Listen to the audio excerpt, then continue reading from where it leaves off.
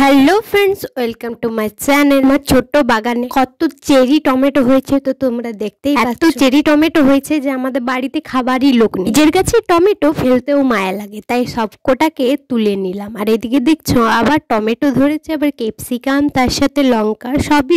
গরমে সব গাছগুলো আমার শুকিয়ে যাচ্ছে। কি করলে যে শুকোবে না, জল দিতে দিতেই শুকিয়ে। এর উপরে তো এত তীব্র রোদেই আমার মাটি শুকিয়ে। তার মধ্যেও দেখো কত চেরি টমেটো ধরে। টমেটোগুলো অনেক টক হয়, মুড়ি দিয়ে মেখে খেলে অনেক টক লাগে, তাই আমি চাটনি কিছুদিন আগে তুলে পরে মোমোর সস করি। চেরি টমেটোগুলো সহজে গাছগুলো মরে না, তার সাথে আবার ফেংড়া বেরোয়, তার সাথে আবার টমেটো। আমার অনেক টমেটো হয়ে গেছে, কিন্তু ঘরে খাবার লোক কি। মা বলছিল গাছগুলো তুলে দেবো, আবার অন্য গাছ লাগা, কিন্তু আমি তো আমার খুব মায়া গাছগুলোর উপরে, তাই মাকে বলেছি আর কটা দিন থাকুক, তারপর না হয় কেটে দেবো। এইদিকে বেগুনের হালটা দেখতে পাচ্ছ, বেগুনটা পড়ে পচে গেছে। আর এইদিকে দুটো শশাও আছে। আমার ছোট্ট বাগান হলে কি হবে, ফলন তো ভালোই ধরে। ছোট্ট ছোট্ট শশাগুলো দেখো বুড়িয়ে যাচ্ছে। বিকেল বেলায় আমি এই ছোট্ট বাগানটাই জল দিই, আবার সময়টাও কেটে যায়, খুব ভালো লাগে। তো আমার ভিডিওটা ভালো লাগলে অবশ্যই লাইক সাবস্ক্রাইব করে দিও। টাটা।